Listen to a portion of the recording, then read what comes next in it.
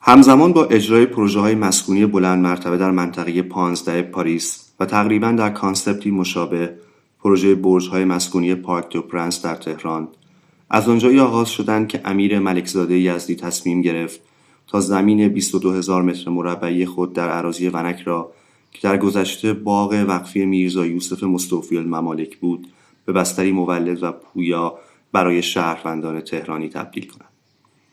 ملکزاده پس از مطالعه پروژه‌های مطرح اروپایی و آمریکایی اقدام به تهیه نقشه‌های ساختمانی کرد.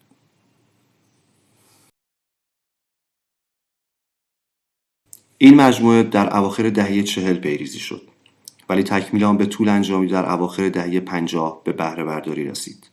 نام اولیه آن پارک دو پرنس بود که به مرور زمان و به سبب راحتی تلفظ پارک پرنس نام گرفت. طرح شامل 3 بلوک شامل برج A در 24 طبقه، B در 19 طبقه و C در 15 طبقه به ترتیب با نام‌های اولیه دماوند، البرز و دنا به اجرا درآمد. نمای این برج‌ها شامل فضاهای پر و خالی می‌شد که در طبقات آخر با عقب نشینی از نما تراس‌های بزرگ به ویلا آپارتمان‌ها اختصاص یافت.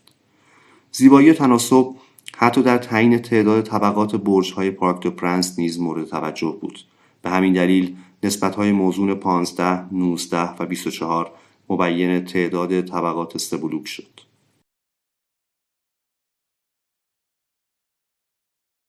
حدود 68,000 متر مربع سطح زیربنای مفید و حدود 60,000 متر مربع مساحت مشاهات مجموعه شامل پارکینگ‌ها، تأسیسات، انباری‌ها، لابی‌ها و کریدورهای دسترسی به واحدها بود.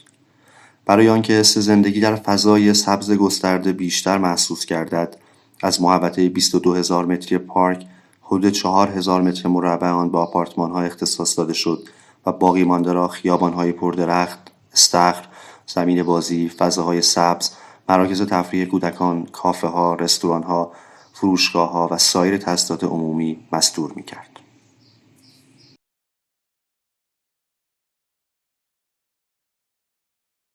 شرکت آرمه به مدیریت امیر ملکزاده یزدی که اجرای پروژه‌های مطرح و ماندگاری از جمله استادیوم آزادی و سردر دانشگاه تهران را در کارنامه سوابق خود داشت، معماری پارک دو پرنس را به ویکو ماجستراتی در مقام آرشیتکت مشاور و گروه معماران بارزانتی مستقر در میلان به عنوان مهندسین معمار مسئول محول کرد.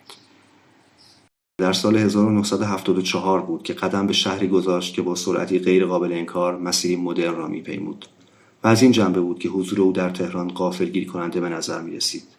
او نه تنها تجربه که اصول همیشگی‌اش را نیز در پارک دو پرنس وارد کرد. روایت پونتی از مواجهه ماجستراتی با فرم‌ها به شکلی موجز در پارک دو پرنس خلاصه می‌شود.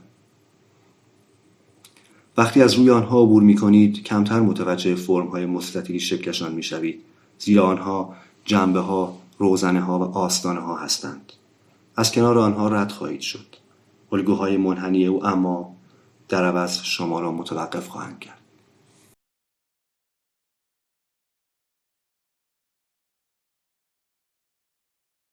دیزاین ایتالیا که رد پایش را از دهه 60 با ورود جوپونتی و ساختمان ویلا نمازی آشکار ساخته بود، در سالهای بعد حضوری پررنگ‌تر در خیابان‌های تهران یافت.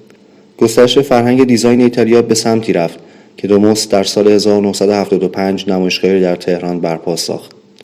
این اهمیت به اندازه‌ای شد که گایتانو پشه که چهره‌ای مهم در دیزاین و معماری آن روزهای ایتالیا بود، در مسابقه کتابخانه ملی ایران در سال 1976 شرکت کرد.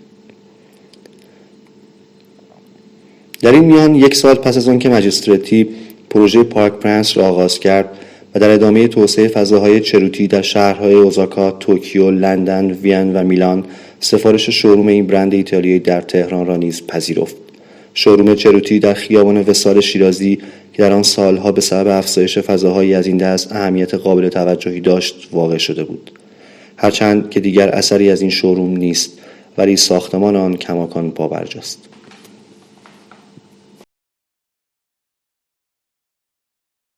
زندگی در میان شهری بزرگ در پارکی وسیع، بدون هوای آلوده، بدون تراکم خفقان‌آور توده‌های سنگ و آهن، بدون ناآرامی صدای اتومبیل‌ها، با دورنمایی از یک پایتخت با مناظری زیبا از کوه دماوند و باغ‌های شمیرانات مزایایی بود که در ابتدا به متقاضیان سکونت در پارک دو پرنس وعده داده میشد که هرچند در گذر زمان و توسعه افسار گسیخته تهران دستخوش تغییر شدند، اما حفظ پاره‌ای از آنها در طول سالهای حیات مجموعه پارک دو پرنس را متمایز از بسیاری از ساختمان‌های بلند مرتبه مسکونی همدوره خود کرد. هنوز هم منظره وسیع از شهر تهران و دورنمای منحصر به فرد دماوند از پنجره‌ها و بالکن‌های زیبای آپارتمان‌ها در دسترس است.